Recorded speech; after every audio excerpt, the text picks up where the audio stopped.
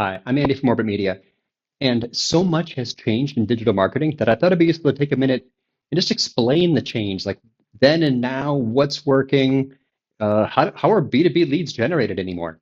Okay, I'm going to start and do this all in a whiteboard video to explain this visually. Okay, first, your prospect, someone realizes they need your help. This is them. Now, if you're a top of mind brand, they may just go straight to your website.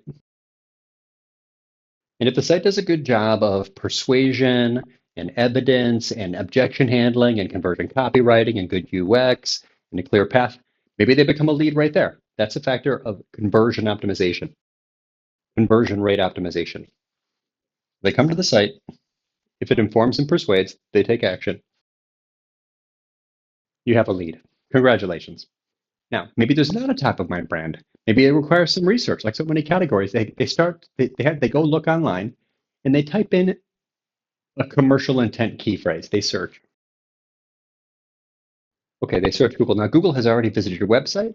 They have indexed all your pages. They've crawled the rest of the internet.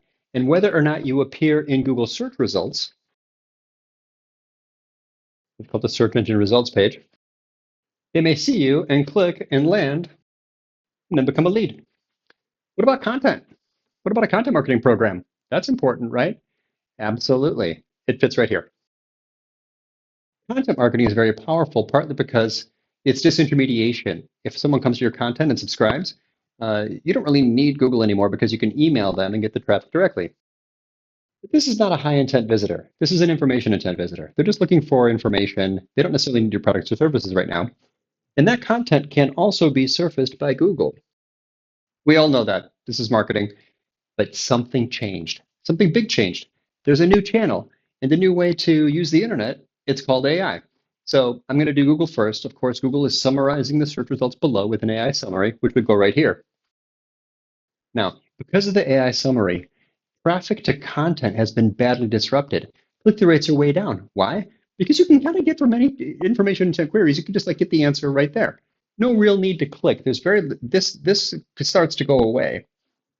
But it's still possible that the AI summary search surfaces you. And that's a matter of this new channel. So we have CRO, SEO, and AI search optimization. I'll just call it AI search. Okay, but of course there's other search platforms, and I'm going to put those over here. ChatGPT, Claude, Microsoft Copilot, Gemini, using AI mode, for example, or another platform. Now, AI is useful for many things, not just search. And when it is used for search, it's not just used for commercial intent search, which is buyer research, but in some cases it is. And that's really a huge part of this. Let's say the person puts in a commercial intent prompt, a commercial intent query, into something like ChatGPT, and ChatGPT then throws responses after crawling the internet, ingesting everyone's pages. It's looked at your site, it's looked at other sites, and it decides based on its giant mathematical probability matrix whether or not to surface your brand in that content. This is what people are talking about when they talk about AI optimization.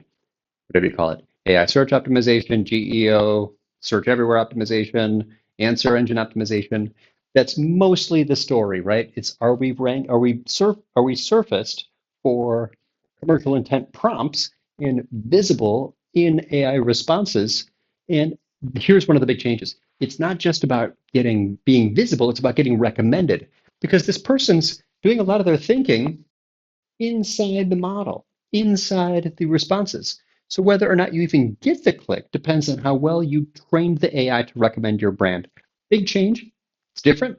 But we all know that depending on the size of the prompt and the type of prompt, certain prompts, healthcare, legal, financial, certain prompts, I'm looking for specific pages, people, AI will actually go search, in which case it uses its own search engine or other search engines to inform the responses. There's basically two kinds of responses, whether it's searched or not. So that factor comes in over here where it actually does the search again. But this is so some of the big changes. One, your website not just has to convert visitors, it's not just for humans, but more than ever, it's training search algorithms and now training AI models.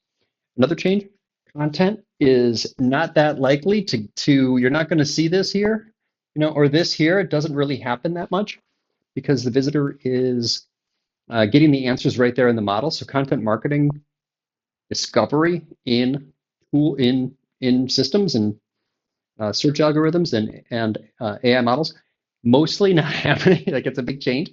That doesn't mean we don't need content. Content's still critical to have something to send in your emails and to send something to your prospects if it's sales aligned, and to have something to put in social streams. I don't know, a website without content is really kind of hard to promote, as you may know. It doesn't really attract links. It doesn't have any advantages over here. But the other thing to keep in mind is that our pages now have to go deeper into these super nuanced questions that people are talking to the AI about. So this is the game change. This is the moment. This is the new perspective on digital, which is a combination of the impact of content marketing, the importance and function of these pages that we create, the impact on traffic. But when it all works well, and it should make us as brands better able and more efficient at connecting with the right people. Because really, a lot of this traffic was very low quality, right? Because they just gave them options. Search gave options: click, land, back button, click, land, back button, read 10 of them, and then decide who to contact. AI is a more efficient way to do that if we help it by training it, by giving it all the information it needs, optimizing these pages for search for AI. And then they can go do all their research in here. They can get recommendations from here. They can keep prompting and have a big conversation here. And then when they land, that's why the conversion rates from AI are so much higher. Go check your analytics. All these analytics accounts I'm looking at, the conversion rate from ChatGPT compared to the conversion rate from Google, so-called key event rate, is much higher. So that's what I wanted to show. That's a perspective. That's a way to think about this and to know the context, the setting, the new reality that we live in. There's a layer on top of the internet now. It's called AI, and people can talk to that, and it summarizes and it answers, and it's got all this information. When we adapt to that in these ways, we still need this. It has a different kind of importance. So hopefully that's a useful perspective. It was fun to kind of think through this. And thanks for watching. We'll make more of these. Again, Andy from Orbit Media. See you on the next one.